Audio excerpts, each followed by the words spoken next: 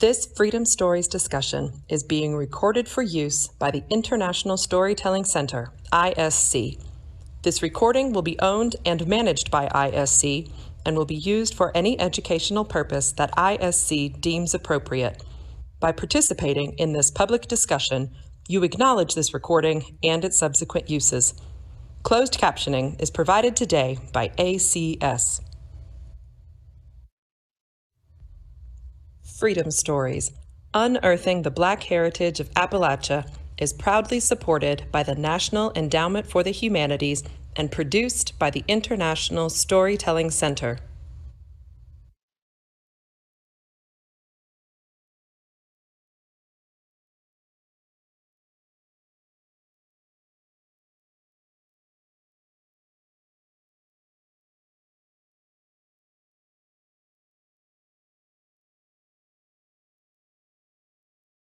About the run, done got run. All I hate about lawn and track, these old balls about to break my back. Oh boys, can't you line up? Chack-a-lack-a. Oh boys, can't you line up? Chack-a-lack-a. Oh boys, can't you line up? Chack-a-lack-a. Cielo, we go line and track. Moses stood on the Red Sea shore, smoting that water with a 2x4. I hope boys can't you line them, chack-a-lack. I hope boys can't you line them, chack-a-lack. I hope boys can't you line them, chack-a-lack. Cielo, we go line and track. If I could, I surely would stand on the rock where Moses stood. I hope boys can't you line them, chack-a-lack. I hope boys can't you line them, chack-a-lack. I hope boys can't you line them, chack-a-lack. Cielo, we go line and track. Maybe the baby's lying in the shade, figuring on the money that I ain't made. I hope boys can't you line them, chack-a-lack. Hope boys can't you line them, chack-a-lack. Hope boys can't you line them, chack-a-lack. Cielo, we go line and track. Wow.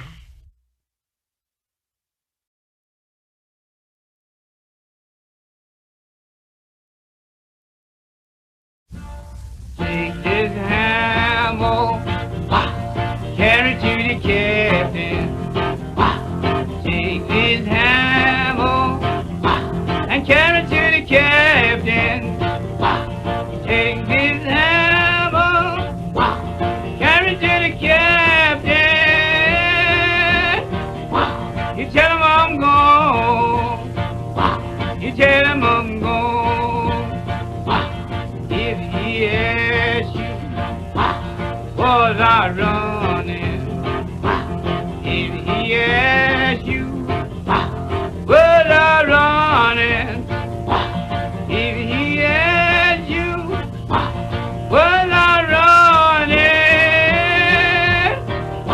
You tell him I was blind.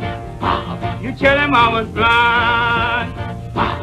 If he asks you, was I laughing? If he asks you, was I laughing? If he asks you, was I laughing? You tell him I was crying. You tell him I was crying. I don't want no cornbread and molasses. I don't want no cornbread and molasses.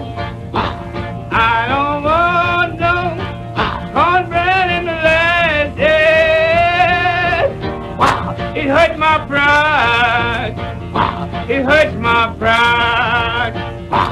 Take this hammer, carry to the captain. Take this hammer, carry to the captain. Take this hammer, carry to the captain. You tell him I'm gone. You tell him I'm gone.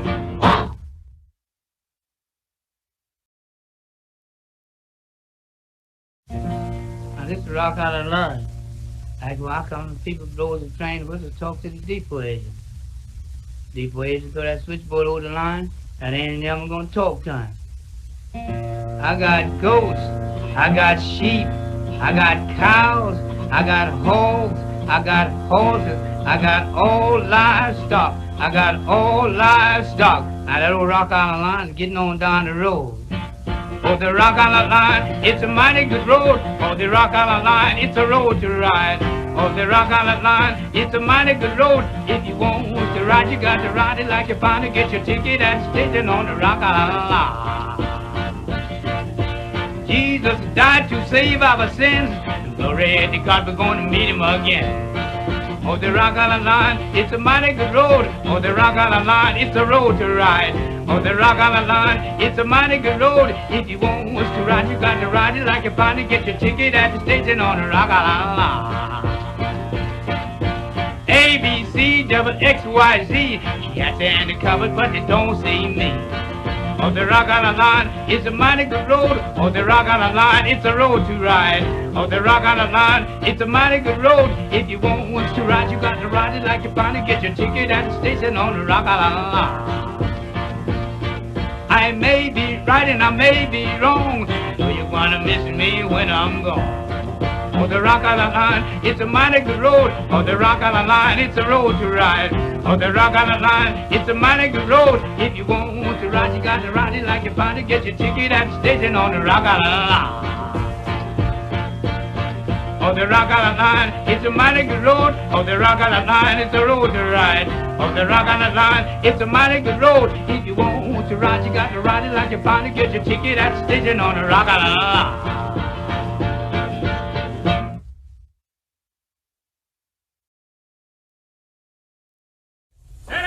Man, stand. This is what I'm gonna say. What are you gonna say?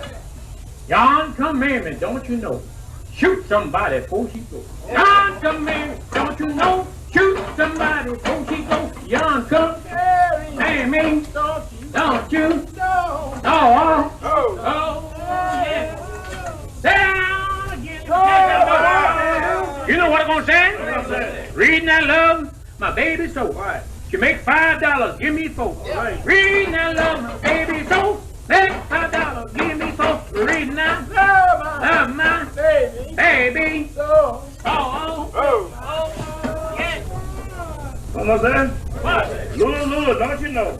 Ain't gonna be a man no more. Yeah, boys, it's alright. Lula, don't you know? Ain't gonna be a man no more. Lula, don't you know? Ain't gonna be man no more. What was that? Out of red and out of blue. I got a girl named Out of Two. Yeah, boys, it's alright. Out of red and out of blue. I got a girl named Out of Two. Out of red, out of blue. I got a girl out of two.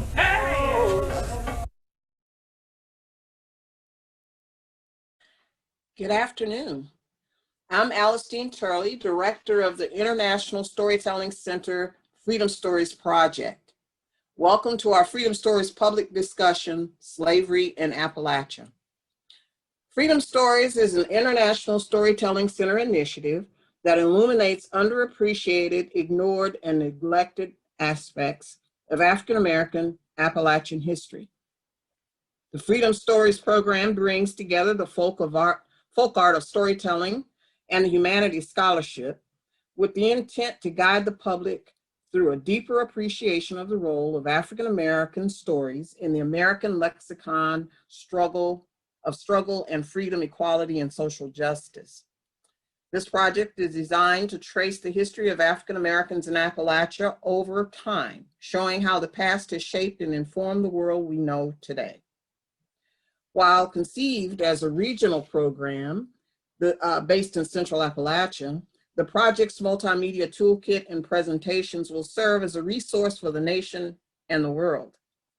We're eager to highlight the diversity of our Appalachian communities, the complexities of Appalachian histories, and the role the region has played in U.S. history, all of which has been subject to misunderstanding and stereotypes.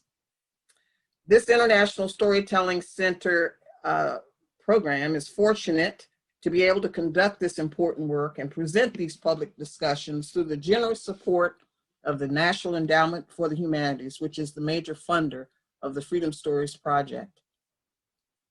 Today's discussion is recorded and will be made available on YouTube, the International Storytelling Center, and Facebook websites, as well as become a permanent part of our Freedom Stories Toolkit for public use and reference in the future.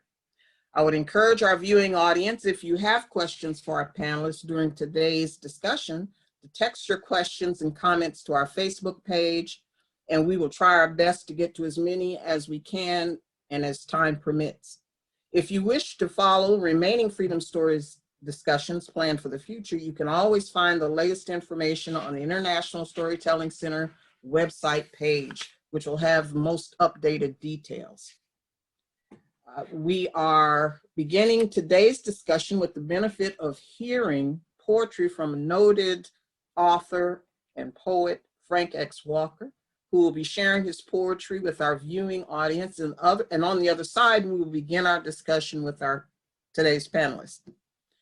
Poet Professor Frank X. Walker is Professor of English and African American Africana Studies at the University of Kentucky, known throughout the country as the creator of the word Affrilachian and co-founder of Affrilachian Poets. As a writer and performing artist, Professor Walker has accepted the responsibility of challenging the notion of a homogeneous, all-white literary landscape in Appalachia. And through his art and popular poetry collections, which focus on history, social justice, family, identity, and place, Professor Walker's 10 poetry collections include such titles as When Winter Come, The Ascension of York, Buffalo Dance, The Journey of York, Black Box, and Turn Me Loose, The Unghosting of Medgar Evers. Here to present his poetry to begin today's discussion is our featured poet and Professor Frank X. Walker.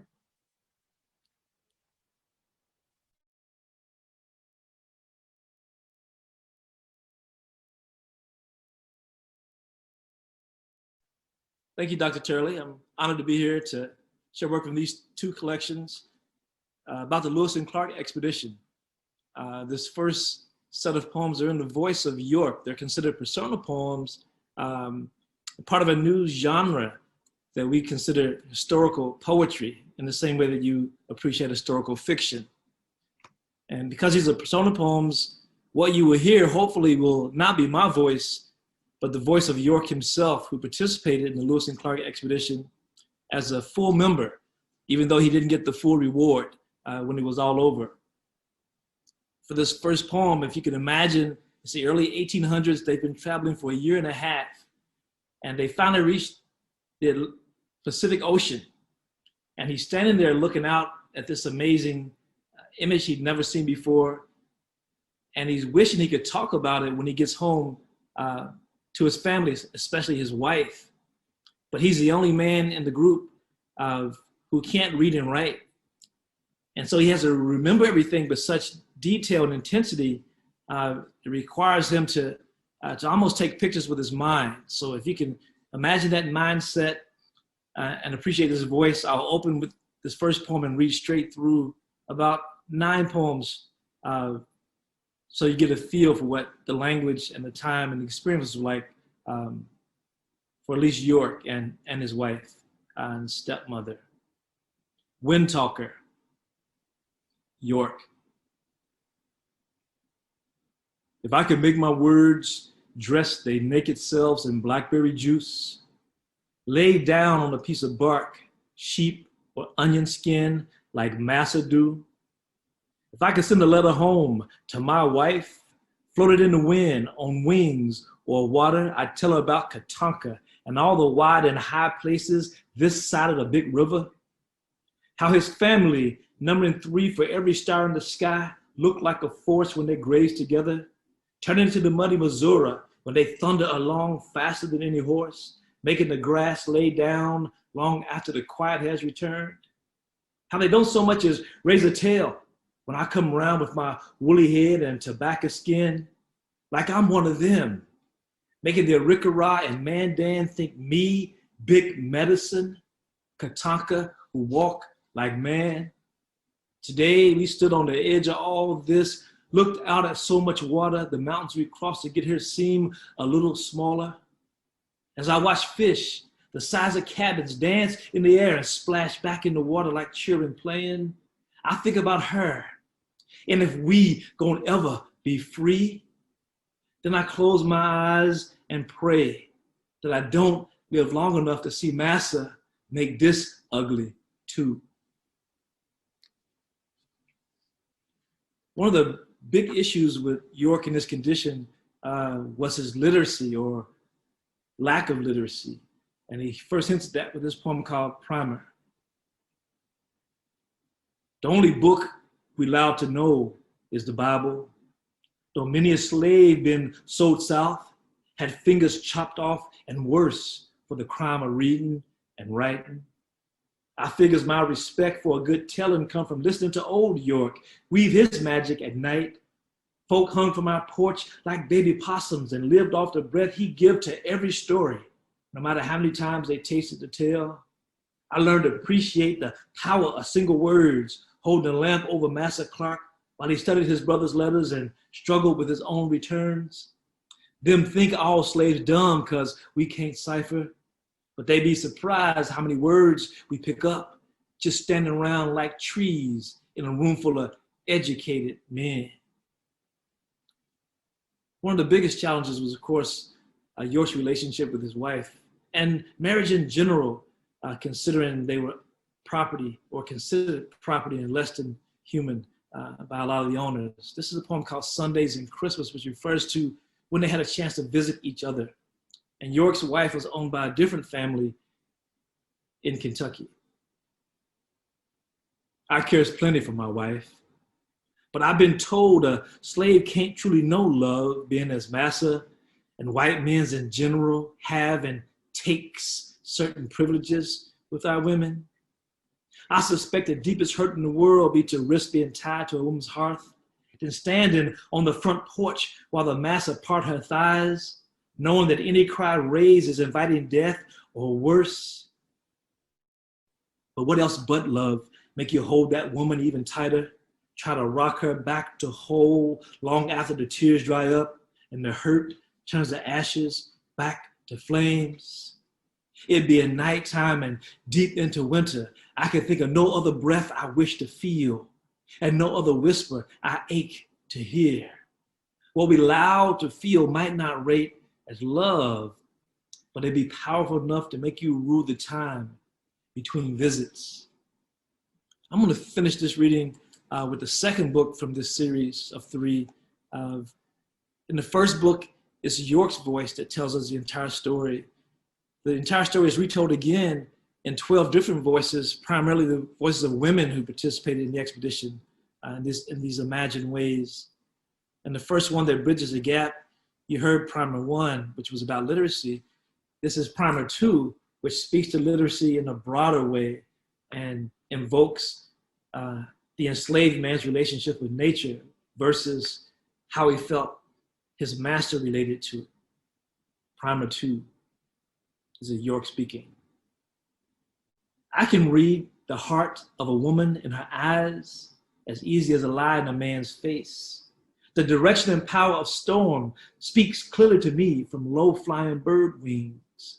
I can dip my fingers into a muddy hoof or toe print and tell how many of what I'm gonna have for dinner. The thickness of tree bark, walnut hulls, and tobacco worms tell me how ugly winter gonna be. I knows the seasons like a book. I can read moss, clouds, sunsets, the moon, and a mare's foaling time with a touch.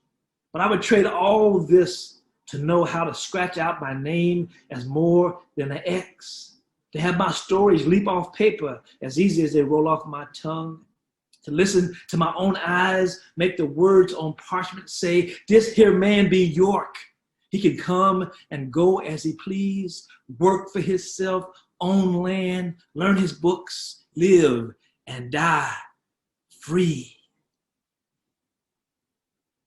I'm gonna add a different voice now. This is the imagined voice of his stepmother, Rose, who was married to York's father, Old York. And she is critical of York and his position as a manservant, which means he's not a field servant, which means he dressed better, he ate better, he traveled with William Clark. Usually had a pair of good shoes and learned a lot of things. And a lot of people don't know he carried a knife and a hatchet and a gun, which is unusual for an enslaved person. Rose shows her thorns. York act like his axe got 2 heads on it. And that old one he make lightning strike. But this thunder ain't no more than a hand clap. I bites my tongue out of respect for his daddy, because he part of the blame for egging his foolishness on all these years. But I lost my taste for him, listening to him all night on the porch, bragging to the men's about sleeping with long-haired Indian women, and how much prettier they is than us, how much softer their skin be, and how they don't talk back, and how they treat him like a king and whatnot. Like his wife of his ain't never washed his dirty feet. If he really was my son, he'd know better than acting all high and mighty. A big tree fall just the same as a little one, only harder. Just cause he ain't out in the field, just cause he follow mass around like a pet dog and eat the scraps off his plate, he think he better than the rest of us. He couldn't hardly get his head in the door when he left. Now he back here telling all them lies and claiming to be a hero for wiping a white man's ass all the way to the ocean and back. Yeah, she was not a fan. This is the voice of York's enslaved wife. And research has not revealed her actual name, even after all these years. This poem is called Say My Name. Folks around here want to call me Auntie, York's old wife, or Master so-and-so, nigga wench, like I ain't got a name of my own. Them don't know how hard it be to put aside a little piece of myself that nobody can't never touch but me. A piece big enough to wrestle the long, hard days and keep itself warm at night without a man round. Them don't know what it like to stand in the dark, night after night, wrapped in that buffalo robe he sent. Look up at the stars and wonder which ones is looking down on him, and believe if he was out there and something bad happened, that I would feel it too. When he come home, I don't need him to say he loved me.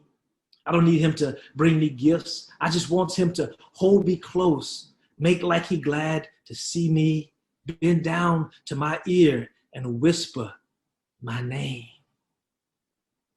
One of the things the research reveals from the Nez Perce transcribes personal stories. They talk about York romancing and marrying one of the chief's daughters, Chief Red Grizzly, who was Nez Perce. And I imagine that when York came home to Kentucky and looked his wife in the eye, that as soon as she looked at him really close, she knew immediately that he'd been unfaithful. So this is called Unwelcome Guest. This is York's enslaved wife. I don't think York knowed I could see her too. The first time was in the corner of his eye, while he looked far off but stared at the plate right in front of him. He didn't say nothing about her, but the way his lips turned up at the ends said plenty. Now, I ain't one to sass. His growl helped me to know a slave woman's place. So I sits up all night with both my hands and ears open, waiting to catch her name on his lips. After that, no matter how much he talk of grizzlies, buffaloes, big fish, mountains, or oceans, she become all I can see, all I wants to know. It gets so crowded in our little place, I swears I can almost smell her. And by then, I knows one of us will have to go. She can't really take him to divorce court, but she is not without means.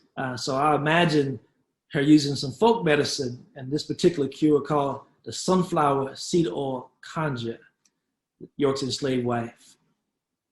First, I get some fresh well water and puts it on to boil. Stirs up a tea brewed from apricot vine, rattlesnake weed, and plenty of honey. Then I sets him down between my knees, and with a wooden tooth comb left to me by my mama's mama, I commences to scratch it at his scalp till his shoulders look covered with snow. Then I fills my wash tub with boiling water doctored with peppermint roots and sets to scrubbing him slow enough for the heat to open his doors. When his body is clean, I starts back to work on his head, busting up a mean suds and using my fingers to walk up and down his scalp till he let loose a low moan and his eyes start to roll around in his head. After I rinses and twists all the force out, I starts back in with warm sunflower seed oil. Only this time, every finger make its own little circle while both my hands make bigger ones.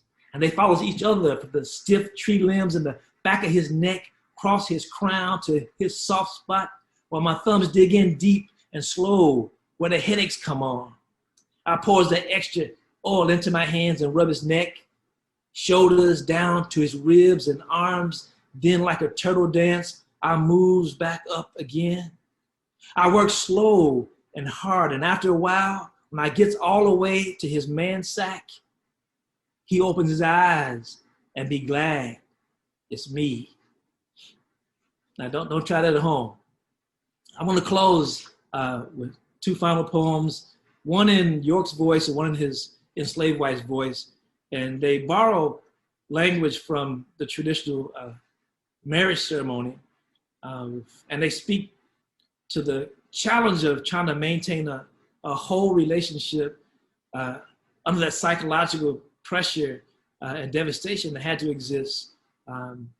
That would allow another man to come into your house and take your wife, essentially rape your wife while you stand on the porch and say nothing at the threat of death.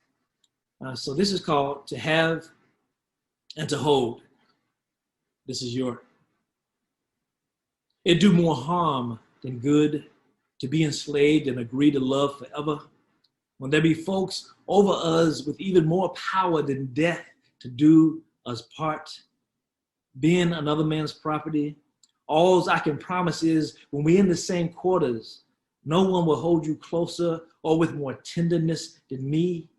If ever I have to choose between another day of service and death, I will always choose living. Even if master sell me down the Mississippi tomorrow or pair me up with another woman to breed, I will only think on what we had and chase away thoughts of what we had not.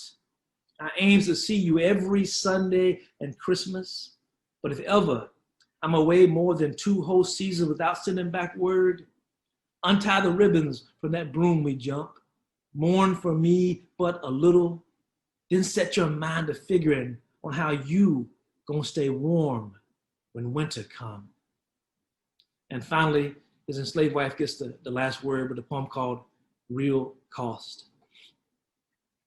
Somewhere out there, he learned to touch me like I'm a woman, and not just some woman, me. In our marriage bed, he seemed as interested in pleasing me as he be in spilling himself. I knew he'd come back changed when new words fall out of his mouth like love and freedom and manhood.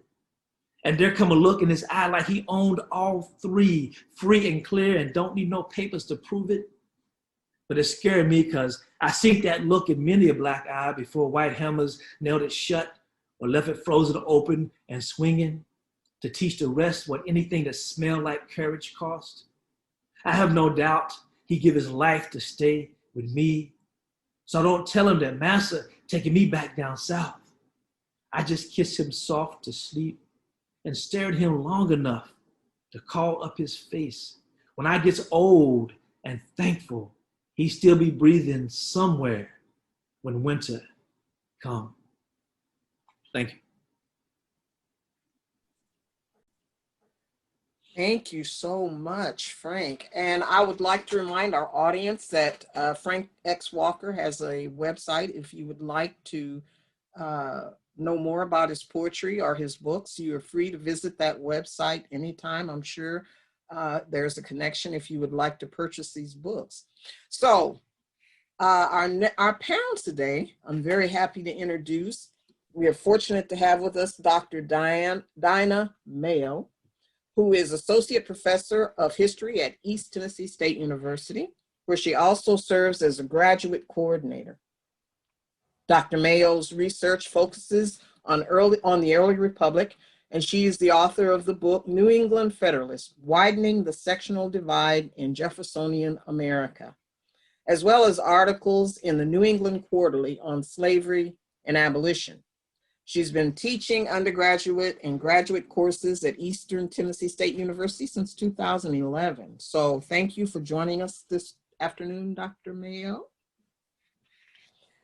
Our next panelist is Ilene Evans, and she is the energetic, vibrant, original performing artist and professor at Fairmont University, where she uses her gifts of movement, poetry, story, song, and rhythm, inspired by a rich Affrilachian life and all its folklore, to train students. Her historical portrayals of women who have changed the world include that of Harriet Tubman, Bessie Coleman, Ethel Waters, Memphis, Tennessee Garrison, Asandra Robeson, Elizabeth Catlett, Coralie Franklin Cook. So thank you, welcome, and thank you, Professor Evans, for joining us. Our next panelist is Ann Gaffeller Mason. Ann is the Executive Director of the Heritage Alliance of Northeast Tennessee and Southwest Virginia. She has worked for the nonprofit for over 10 years and has a Master of Arts degree in history from Master of Arts history, I'm partial to historians, from East Tennessee State University, and a Master of Fine Arts in playwriting from Hollins University. She puts her research and writing skills to use to craft original history-based plays for the Heritage Alliance that are presented in the schools, museums, and even has been presented in Jonesborough's cemetery. When she's not researching or writing, she publishes short stories and novels and that are set in Appalachia. So welcome and thank you for joining us, Ann. Yeah, thank you. So we're beginning today's discussion by talking about a subject most people find very uncomfortable, talking about the beginnings of early America. So I want to start with Dr. Mayo, and I know the work you've done in talking about the Constitution and American citizenship. What would you like to share with our audience, what you think we should know about American slavery and the American Constitution? Well, again, thank you for asking me to be here.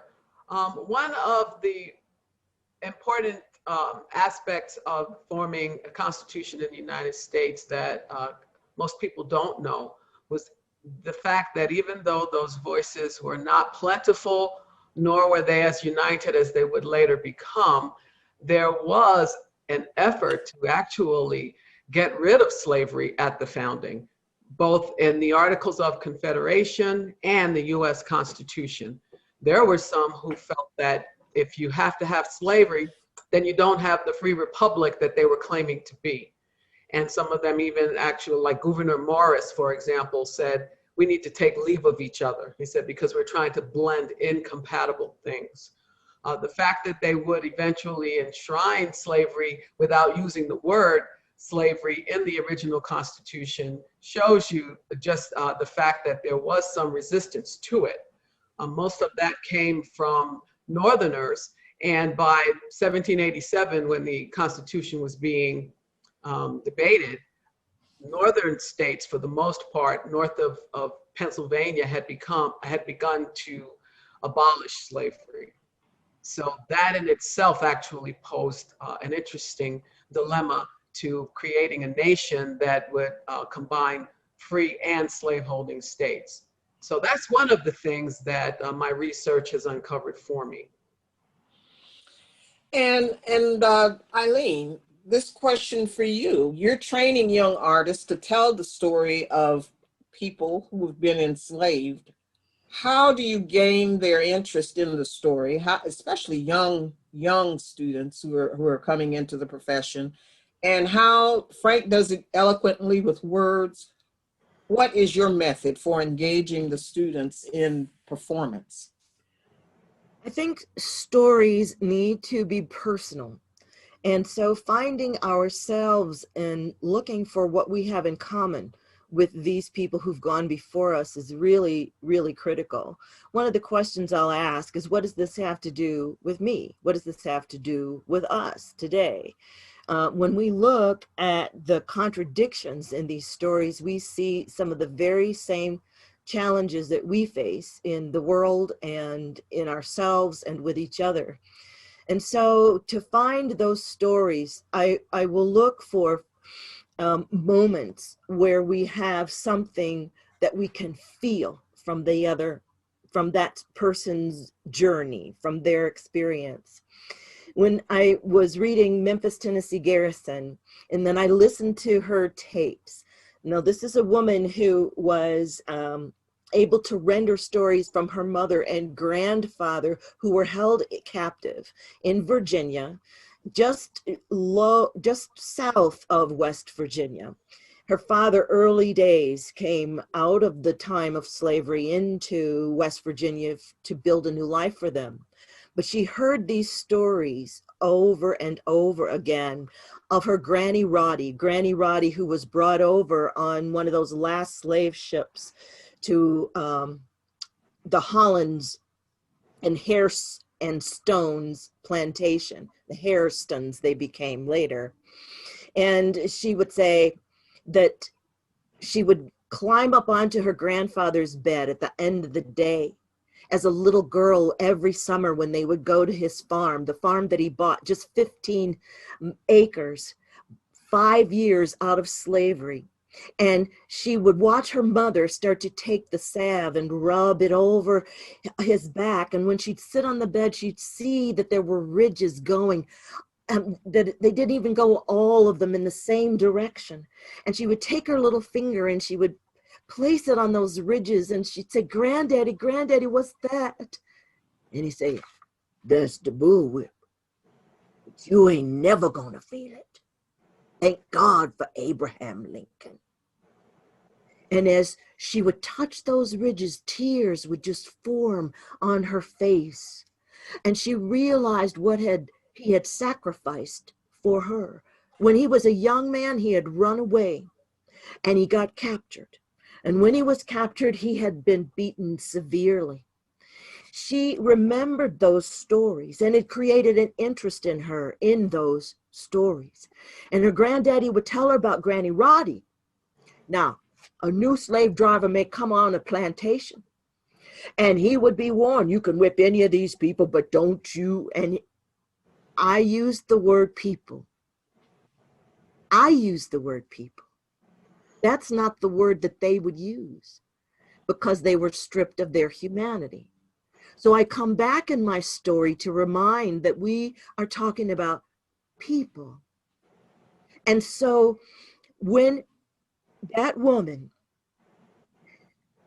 faced those slave drivers, one of the things that they would warn the new people coming in is, well, you can whip all these others, but don't you touch her. She'll kill you. Roddy not only had strength and power and courage and resistance, she inspired the next generation to remember that they were people. She told a story of a woman who had a child by the slave driver, and it wasn't a very bright child, but it was a child that was loved by a love that was terrific. And when she would come in from the field, she would look for that child. And she would want to spend that time that she could with her. And one day, there were traders who came. They call them nigger traders. And that man was a mean man. And he thought, how could I hurt that woman? How could I hurt her? And he thought, I will sell that woman's child. And he did. And when that woman came in from the fields that day, she was looking all over for that little girl.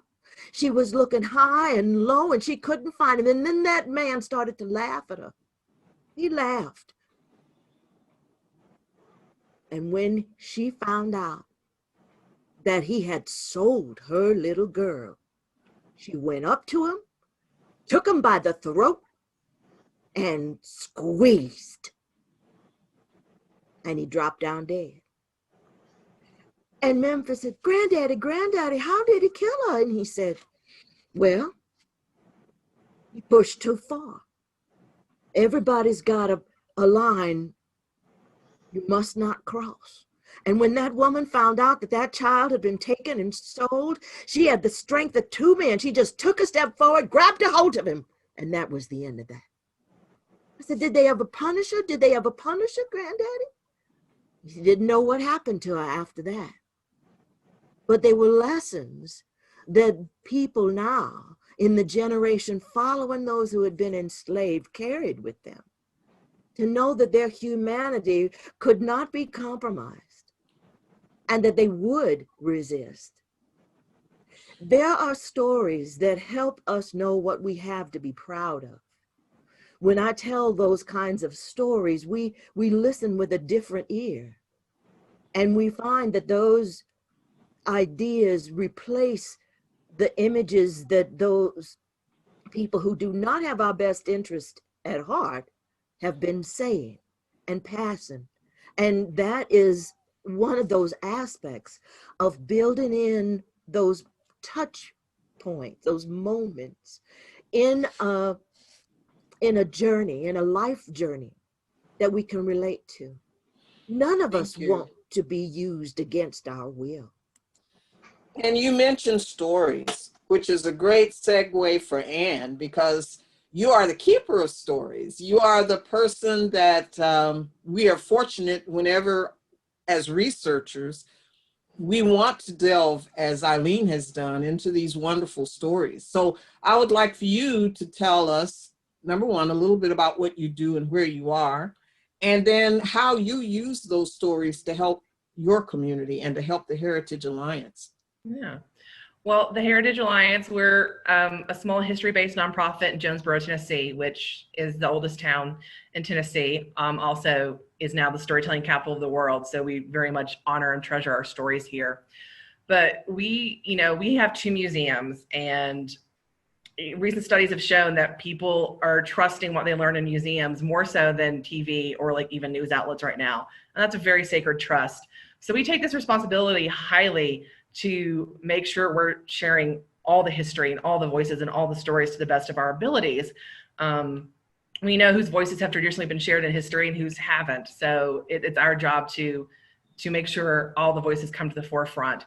Now, I will say in our archives, predominantly it's Washington County history and Jonesborough history.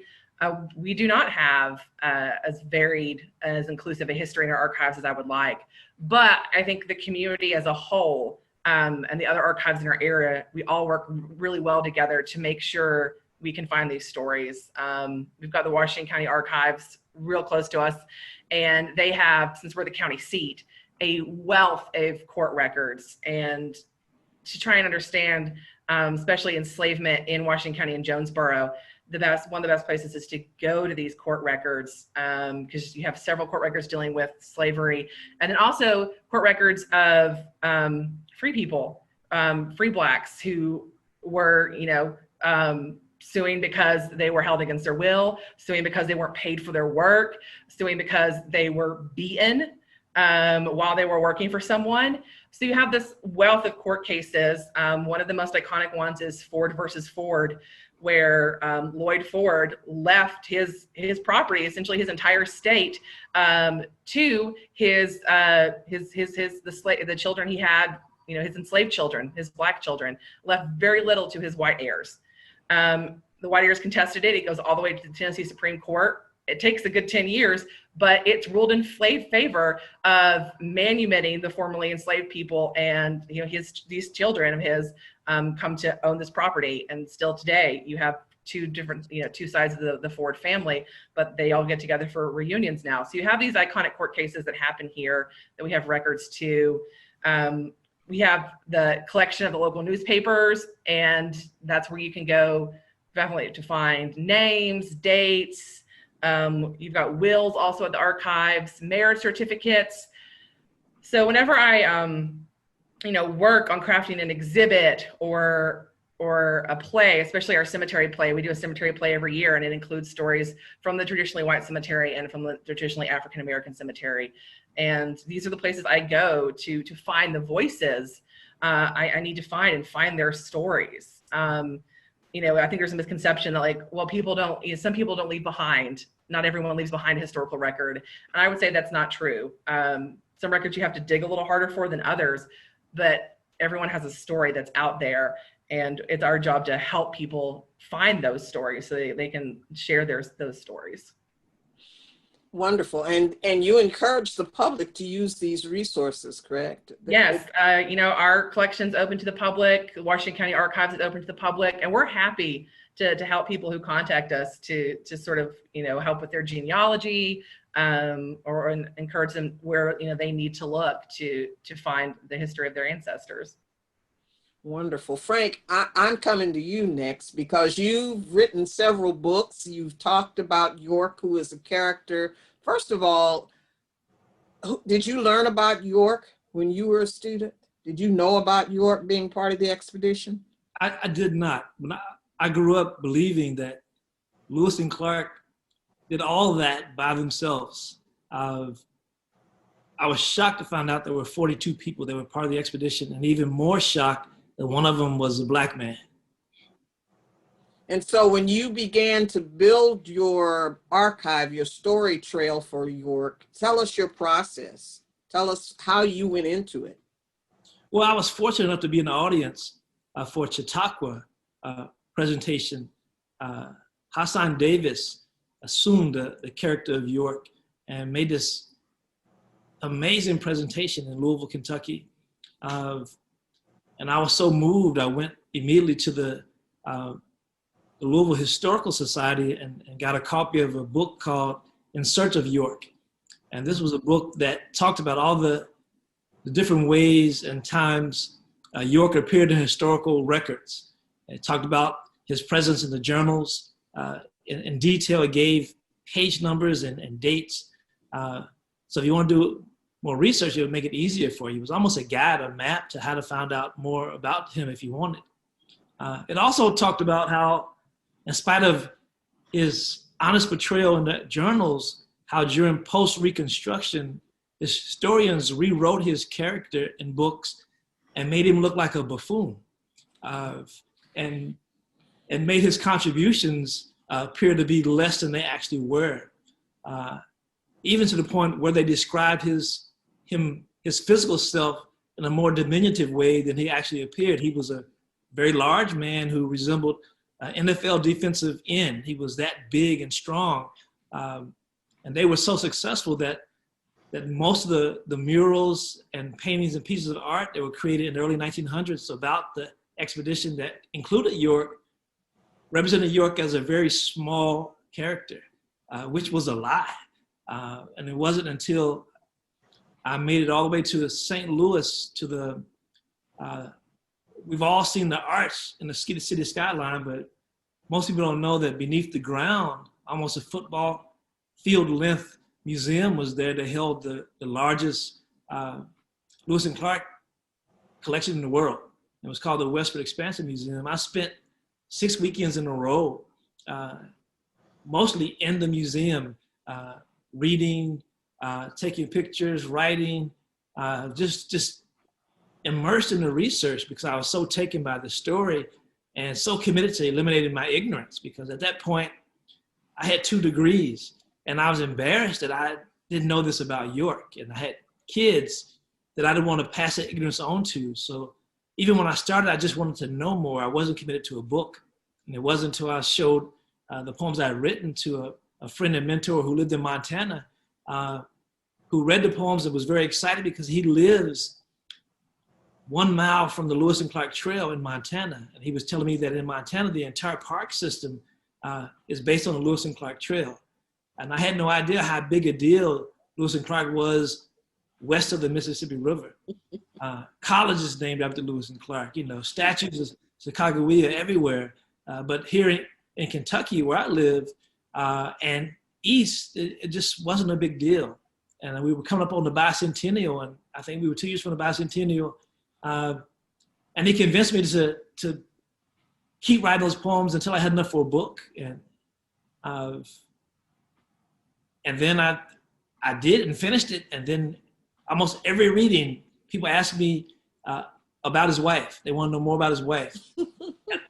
I didn't know, so I was embarrassed again by that knowledge. I went back and did more research, which ended up putting me out west at the Nez Perce Reservation, where I spent 2 summers in a row with my son. And they gave me so much information and the transcribed oral histories, and then they told me to do something with it. And so the second book is a product of that research. So because of my love for history and respect for the truth and this kind of commitment to, you know, to unmute silenced voices or to tell the truth where it's been kind of swept aside and ignored or undertold, produce these books. And my mother always laughed because I was so moved by the experience that I got a huge buffalo tattoo. And I'm still getting buffalo. I have a whole herd of buffalo now on my body. But York started that. Awesome. And Dr. Mayo, you heard it from the poet. This story is not being taught at universities, not being taught. At what level is your experience that we're teaching true American history, including those unheard voices, those muted voices? Well, I have to admit, I came here from New England. I'm originally from New York, so I am a Northerner. But while I was at the University of Massachusetts, Amherst, they asked me to teach a course I developed called Slavery, the Politics of Slavery. And that's where I began doing a lot of my research. I had previously done research and published an article in the journal Abolition and Slavery that had to do with colonial slavery in colonial New Hampshire. And I found that there were a lot of similarities. But as my focus expanded to the national arena, I began to see that there was a confluence there that's inescapable. Because once you start looking into the Constitution, the development of political parties, you will run into slavery. And that is what my dissertation and then my book was about. Basically, they are about what began to happen from the beginning as Northerners began to question slavery and actually challenge it. Southerners, of course, were going the other way, and they were coming up with justifications for slavery. And as the I mentioned the Constitutional Convention, well, a lot of those persons who complained about slavery then would later go on to become a part of the Federalist Party. And that party was appreciated by African Americans who were part of the Wilberforce Society, and they wrote that they were looking out for their interests. Where Black men could vote, they were voting Federalist, and the Federalist Party actually began their major complaint against slavery in the Constitution with their critique of the 3/5 clause, the slave ratio. Most of them felt that it was unfair. And then as you continue to do this research, I ran into one interesting congressman named James Elliott, who was originally from Massachusetts, moved to Vermont, but he was in Ohio during some of the wars in the 1790s. And as he was touring the area, he said he noticed that in Kentucky, the persons who were slaves there were not treated like slaves as they were in the South. He said they were treated like human beings. Those were his words. And even though he and many others felt that you needed, that slavery should not be immediately abolished, but should be gradual, I thought that was an interesting observation of his. And putting that together with everything that you all said is very helpful.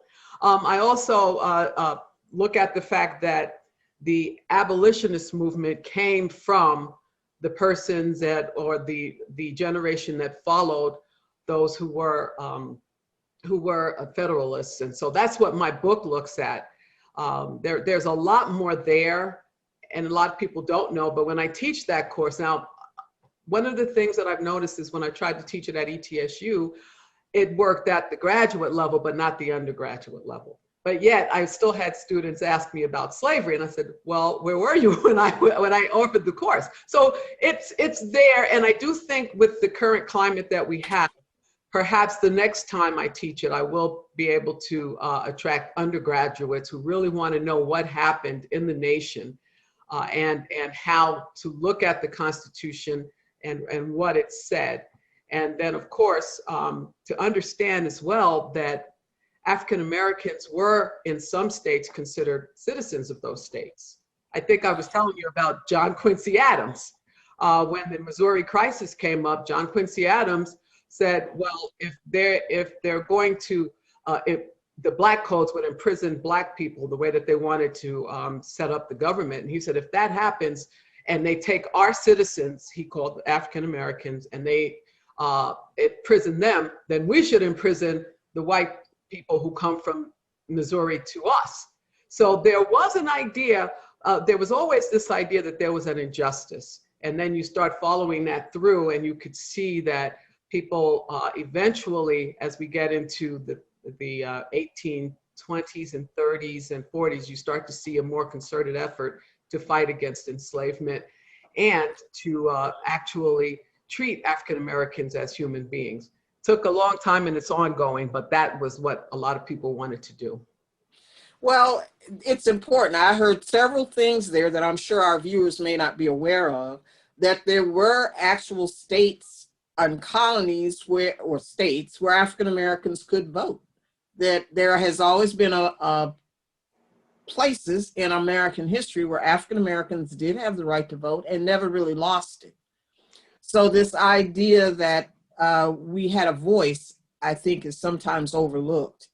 And the other aspect of this is the constitutionality and how it was argued, which really did develop the abolitionist movement in Eastern Kentucky and East Tennessee, and which I know you're aware, is kind of the seat of this abolitionist argument. And I don't know if Eastern Appalachia, Central Appalachia is aware of the big role that the politics played. And do you have anything in your collection, if people wanted to do more research on it, they could find there in Jonesborough?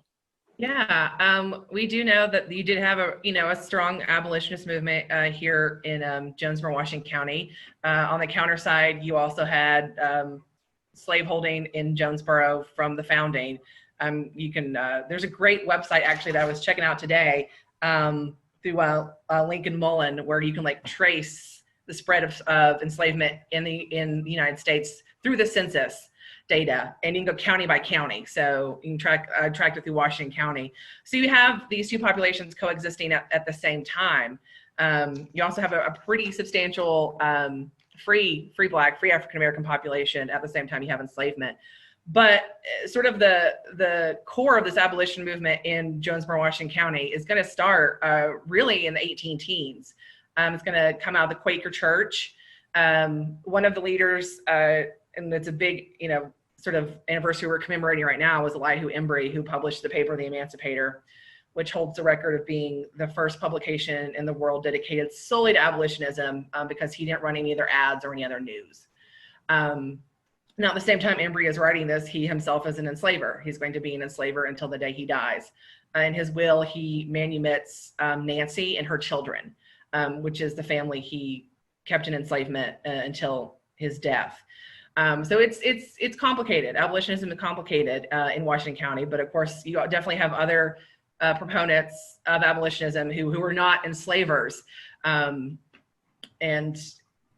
Washington County as a whole, as you get closer to the Civil War, Embry publishing this in 1820, he doesn't get a lot of flack locally. Maybe part of that is because his family's so well known, maybe too because he's an enslaver. He gets more flack from other governors of slaveholding states because he makes sure they all get a copy of the paper, whether they want it or not. So he gets lots of hate mail for that. But the state as a whole kind of starts to change, and the Constitution is going to get rewritten in the state Constitution in the 1830s, and it's going to become much harsher and as to what you can and cannot say about slavery and what you can and cannot do with your enslaved people. So the tone of the town as you come up to the Civil War is actually, Washington County is going to vote no twice on seceding, but I mean, a lot of your prominent citizens from Jonesborough are going to enlist within the Confederate Army. So you have both sides of this existing, in addition to, we have places that were stops on Underground Railroad. We think Embry's home place might have been a stop on the Underground Railroad. Maybe not while he was alive, but after the fact. We're just not 100% sure on that. But Appalachia is interesting in that you have these two ideas of abolitionism, and enslavement coexisting at the same time. and there is so much history in Jonesborough and Washington County. So I definitely encourage those to come do their research. We're getting questions, and I'm gonna leave this question open to whoever feels they know the answer. Is there any way to know where in Africa the slaves in Appalachia originated? I was fascinated to discover that this person's DNA came from Gambia. So does anyone know where the bulk of slaves in Appalachia were brought from in Africa? I would, if I may, I might say that the experience of slavery in Appalachia is so varied. It is so wide and broad and deep. There were people who were brought here in the early 1700s, where they've got records in Monongalia County, who were brought with families, came with their families and were held here. I know all around Morgantown, there were records that are kept, people who were able to read. Out of the Revolutionary War, there were people who got land here. That's one aspect. The contradictions between living lifestyle, how people came to be here. And then there are people who were leased as the industries were growing. People were bought sometimes from like the salt industries, but they were also leased for periods of time. So they did not have agency. West Virginia also was a place where if you were educated or free, you weren't necessarily welcome to stay according to Virginia law.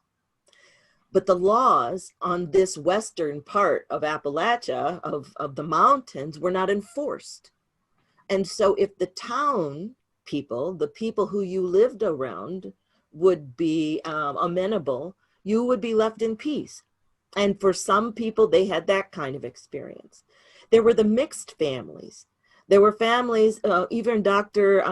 Ansela Bickley, who wrote a lovely play I was able to do called The Crossing, is about a woman who is finally freed by her white master and with her children from him after many years, and sent across the river to Ohio, where he deems they will be safe. And it's at a time in his life where he sees his life is coming to an end. And there are those people who have a sense of guilt, mercy, or deference in some way. So there's not one story to be told in Appalachia. There's not one experience that's common. These are not only chain gangs. Sometimes this was also a breeding area. This was a place where they saw as an opportunity to expand after slavery across, since they couldn't bring people overseas, they could grow the market and domestic slavery. And so West Virginia is still a picture of all of the different issues. We have examples of all of the different points of view, from abolitionists, those who came to West Virginia specifically to work on the Underground Railroad. We have that not far from me in Preston County, where there were barrel makers who came, and not all those barrels left empty. And Highway 50, the one that goes straight through West Virginia, what it took on gangs that people remember, and the songs that people would sing, and they'd hear the chain gangs moving through the night, and the eerie echoing of this second life, this second reality going on from day to night. There's not just one answer to that kind of a question here.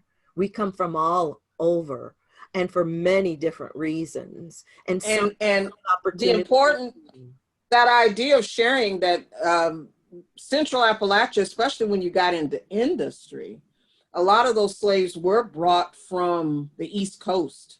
Slave leasing was a very big deal in Appalachia. So you could be not originally from this region, but your ancestors may have settled here maybe at some point.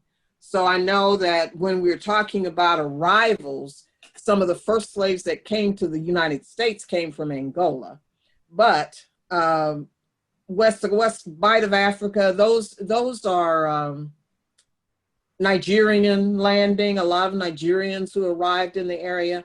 But I think it's also important for people to understand that slaves were not just arbitrarily brought to the country. Many slaves were brought because of their skill sets in Africa. Yeah. So if you were looking for someone who was accustomed to mining, you go to the African nation that has the best miners. Or if you're looking for someone who deals with cattle, or, you know, you bring slaves from those regions. So it was a very scientific thought about who you captured and brought to the country. It was not just rolling up on the shores and grabbing people. There was that too. But you also had markets where you actually bought specialized areas, people from specialized areas. So that's a good question and maybe a good research project for the viewer. Frank, this question is for you. It is from a person who is from Charlottesville, and she says, Lewis and Clark expedition is a very big deal in Charlottesville, and she would like to know, or the writer would like to know, if York was ever in Charlottesville. Charlottesville, Virginia? Yes. I'm not sure, but if Clark was there, probably so. I mean, he traveled with him. One of the things that was hard to find documentation of exactly where York was, but we were able to find enough information to create a whole new map that goes in Buffalo Dance, the first book, that's titled Lewis and Clark in York. And it traces his journey, and a lot of places have updated some of the historical information. Even in my own hometown of Danville, Kentucky, Lexington, Louisville, Kentucky, you know, there are old historical markers that document that Lewis and Clark were there, but they rarely mention anybody else. I think it added to this idea and mythology behind the two men. So you said the expedition had 42 men. Were they all from Kentucky, or? There were 9 young men from Kentucky. When Lewis came east to the Falls of the Ohio, you know, what we now know is across the river from Louisville, Kentucky, to pick up the men from Kentucky and York and Clark. They went up the river to just east of St. Louis and spent the winter there, adding even more men. By the time they had a full party, 41 men and 1 woman, a Sacagawea, who was actually a 15-year-old young woman with a brand new baby, 3-month-old baby. A lot of people don't know that. But again, in most cases, most history books just mention Lewis and Clark. Wow. So more work to be done on York. And this is probably a good point to add that we're not even certain where York is buried, correct? Oh, absolutely. Or if he's buried, he could still be like 200 years old. But there's a lot of debate about what happened to him at the end of his life, because on his deathbed, Clark said to a reporter that York died while on the way home to him to be his slave again. And he had promised York the freedom he had earned after the expedition, but didn't grant it until 10 years after the expedition. And York opened up a freight hauling business from Kentucky to Tennessee, mostly because he was trying to find his wife, who had disappeared, because once he returned, that family that owned her moved, and he never saw her again. It was kind of a Shakespearean tragedy in that relationship. But he also married a Nez Perce woman who was the daughter of the Chief Red Grizzly while he was with the Nez Perce during the winter on the expedition. And she bore him a son, also named York. And the Nez Perce transcribed oral history talks about their courtship, talks about the marriage, talks about the child. And those who have York ancestry are very revered and proud in the Nez Perce family. In fact, I had a chance to dine and have lunch with almost 24 descendants of York.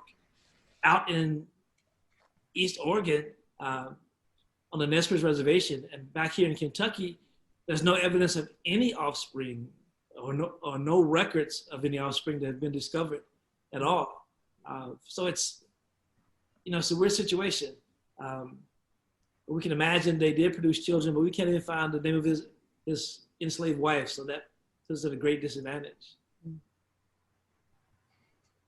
So I have a viewer who says that she has a Black history book from the 1970s that she had when she was attending high school, and that she has been using that book to teach history to her fellow students. And what other resources are available to teach my grandchildren and their children?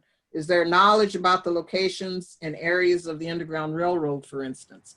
I would say to our viewer, tune in next month. That's public discussion for October is Underground Railroad, and we'll be talking about that. But this viewer makes a good point that when it comes to history books, and I'll open this up to everyone, give us at least one good recommendation of someone who really wants to study early African-American history prior to the Civil War, or any other books that you think would be good for this era.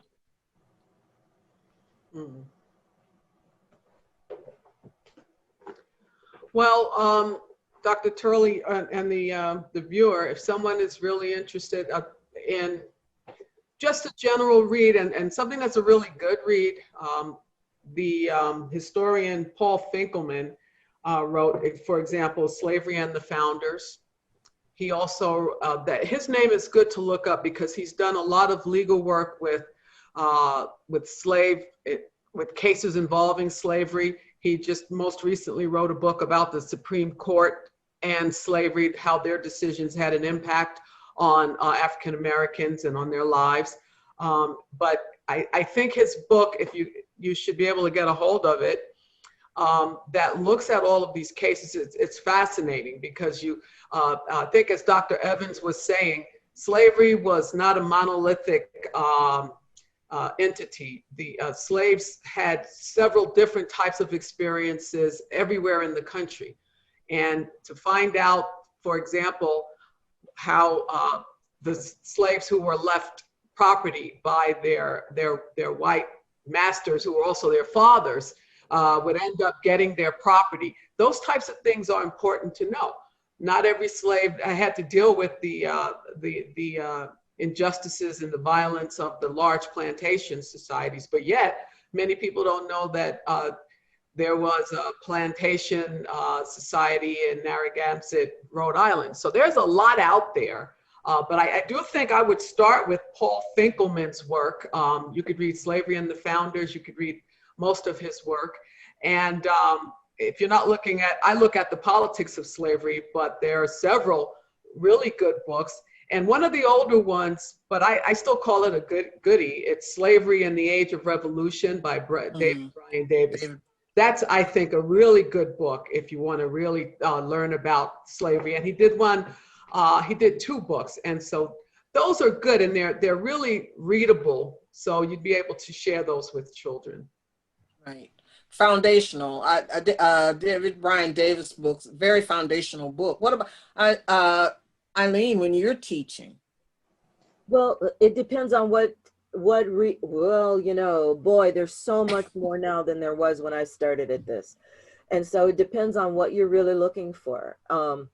If you're looking for children's books, Virginia Hamilton, Irene Smalls, I can give you authors' names of those kinds of accessible books that I think are helpful, because you need to, what I was saying, in how do you get people in it? How do you get people to tell stories? They see themselves. And when these illustrated books, we have so much more from Brian Pinckney, from these persons who have been at it for a long time. Walter Dean Myers, there's a number of names that have given imagery to help us see each other, help us see our journey, help us imagine ourselves in that time. So I like children's books to get started, but the academic books are many.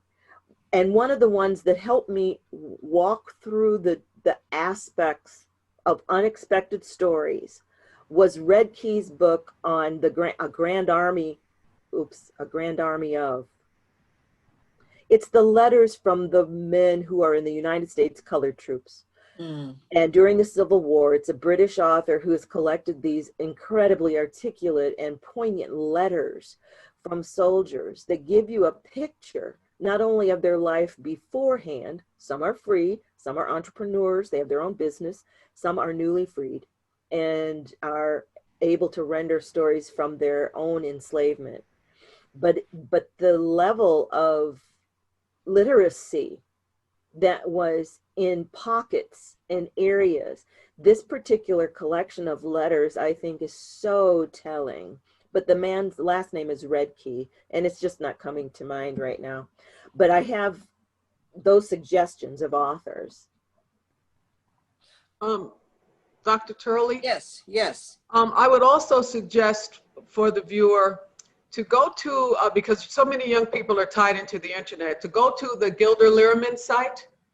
Gilder Lehrman has done so much work with slavery. They have all types of information there for people at various levels. So that could also be very helpful to anyone who wants to really impart to young people and old people alike what slavery was like and what was happening in the United States. And I think they've actually branched into world history. I may be incorrect there, but it's still a very good site. These are all good resources, and I would encourage people to our toolkit that will be online with the International Storytelling Center. Each of our panelists are submitting book lists to us, and we're going to share those with you. So I would suggest another site to visit is the International Storytelling Center Toolkit for the Freedom Stories, because there are many good titles out there, and we'll make sure that we list those. I'm getting lots of questions. This one is a question of how many free Blacks actually own their own slaves. We talked about free Blacks being in the region, and the questioner wants to know how many of them actually own slaves. Well, I can't speak to that number exactly, but it does remind me of, there is a case file, and actually in the Archives of Appalachia at ETSU, Adam Waterford versus Isaac Baker. And in that case, one of the things that took Waterford to court was, he was a free man of color, but did he sell his brother, who was enslaved, to Baker to settle a debt? And I have to let the viewer and the questioner know that you will see a lot of free Blacks who own slaves if you look through the records. But if you trace it down, you'll find that many of the people they own are family members. And so the only way that a Black person could emancipate another Black person is if they own them. Mm-hmm. So many times family members would buy other family members in order to, first of all, keep them from being sold to someone else. And the other is to eventually get enough money to emancipate them, because emancipation also required bonds. It was not something that you had to set a bond for every free Black person that was in your community. And so there's a lot more involved. It wasn't just a matter of setting people free. You had to also have a plan for who's responsible for these free Black people. So again, this is a course that could be taught all on its own about emancipation and how that looks in the real world. Ilene, a questioner wants to know from you, did mixed race people cross country, county, or state lines to pass for white? I'm sure there were. And I mean, we have modern movies, even when we look at Ethel Waters, Pinky is all about a woman who passes. I mean, there is the story of that in I want to say the folk culture, the folk life culture of those who pass. But there are also those who did not and decided to continue to remain true to their family roots and legacy. My mother would be one who could have passed, but didn't, and had I mean, this was she might be one of the whitest black women you ever met, but she was seriously, you know, this was her culture and she claimed it. And when I look at how many, I can't say how many. I know that there were. I know that the fear, the desperation, the sense of danger that came with it. Understand that race well, if we talk about Appalachia, if people were designated colored, they had no national claim on whether it was, if they were Native American, it was treaty rights. So we have aspects of Indian and Africans marrying or blended families. If they would deny or denounce their tribal treaty rights, now they are a non-person. Colored was a development. So you weren't Nigerian or a Senegalese or a nation. You could not call a nation once you were designated as colored. And so to lump so many people into that category of colored was a it became a legal disenfranchisement of their not only humanity, but their legal ability to make an appeal. I don't know what Dr. Mayo would say about that constitutionally and all the law that goes with it, but in West Virginia, this was an enormous disenfranchisement for both Native people and Black folks. Well, I know you're right. And I just happened to be looking at the debates over the Articles of Confederation, the nation's first constitution. And one of the things that came up was militia service. And they decided that Blacks, people who were Negroes, mulattoes, and Indians would not be available for militia service. However, one of the congressmen said, let's insert the word white. So what they did in the articles, and then again in the Constitution to some extent, was insert the word white in. So as you said, that basically erases everybody else. And under special circumstances, of course, they could be chosen for a state militia, but it was not, but the norm was no, it would be only white persons that they could requisition. So you're right, it was a legal disenfranchisement. Now, I did talk to David Bryan Davis a few years ago, and he was mentioning the fact that Native Americans always had sort of an out after the formation of the government, because the English settlers in the American colonies that became the U.S. felt a bit guilty about it. They didn't want to enslave Native Americans. And so sometimes African Americans could actually escape slavery by claiming to be of Native American heritage. But still, up close and personal, that's when you really find out what people thought. And if you could pass for white, if people could pass for white, a lot of them did. We know that some of Jefferson's children with Sally Hemings did. But then there were others, they couldn't or they wouldn't pass for white. So, and you were automatically, essentially just set yourself up for the same type of discrimination that people of darker color would endure. So yes, it was a polyglot of mistreatment, and sometimes, depending on where you were, it was okay. People would just, maybe in New Hampshire or other places, turn a little bit of a blind eye toward it, but still, color was it disfranchised you to a great extent in a lot of different places. I don't know if that's what you meant, Dr. Evans, but that's a part of it, because when people are desperate and they want to move to try to help themselves in some way, then they will do things that are morally ambiguous and try to make the best of their conscience, you know. Now, that's why I always have my students, I always tell them, if they're interested in slavery and ideas about slavery, whether they like it or not, and I know that it doesn't have very positive connotations, but they really should read Stowe's Uncle Tom's Cabin, because because that whole idea of passing for white and what it would get you, and how people would put makeup on them, and she based these off of real cases. They would put a different makeup on so hues in their skin would not show up. These are things that people did because they could travel from place to place. And if they could get to the West or in some of these places where they were not known, then they could live basically in freedom.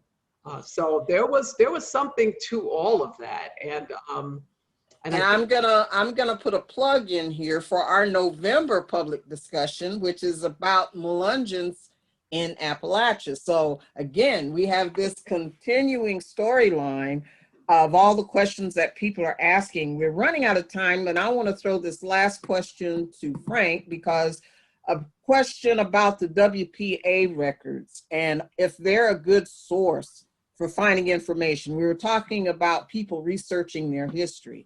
What would you like to share on that?